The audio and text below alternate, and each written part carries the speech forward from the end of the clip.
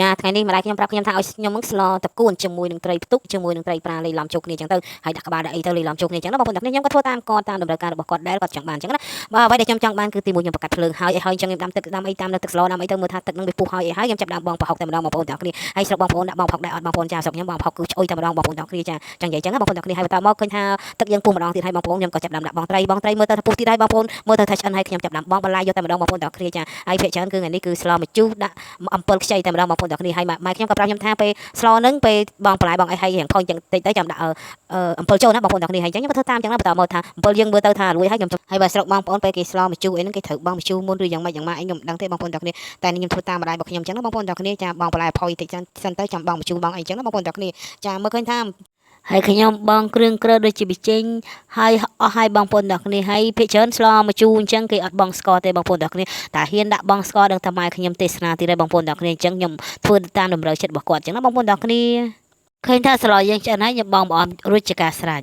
ចាថ្ងៃនេះអត់មានអីទេបងប្អូនទាំងគ្នាចាគឺអាំងត្រីទៀតហើយបងប្អូនហូបជាមួយនឹងជ្រូកតែម្ដងបងប្អូនទាំងគ្នាហើយមួយទៀតគឺហូបជាមួយនឹងជូរ7បុកណាបងប្អូនទាំងគ្នាចានិយាយពីថាជាតិជាតិត្រីស្រែយើងតែម្ដងបងប្អូនទាំងគ្នាហើយមានត្រីប្រាមួយកណាត់ចឹងទៅចាត្រីប្រានេះគឺ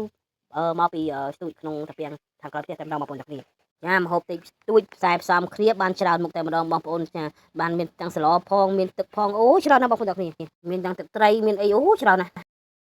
កាលពីមុនខ្ញុំធ្លាប់ទៅផ្ទះអ៊ី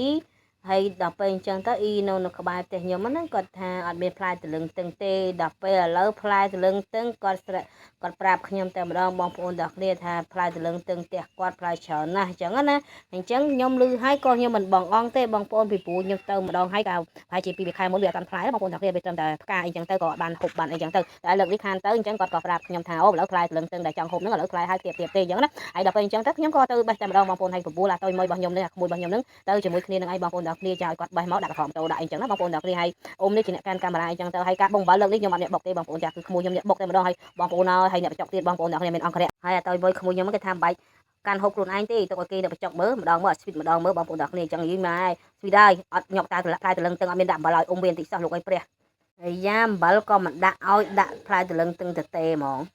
ចាកាលនោះក្មេងៗពេលចង់ធ្វើនំបញ្ឆៅបាញ់អីហ្នឹងបងប្អូនទាំងគ្នាម៉ែឲ្យអង្គុយកិនហើយបងប្អូនទាំងគ្នាអើយចាហើយបងប្អូននៅប្រើទៀតអត់ឥឡូវហើយឲ្យតែចង់ធ្វើនំអីប្រើខ្ញុំរហូតបងប្អូន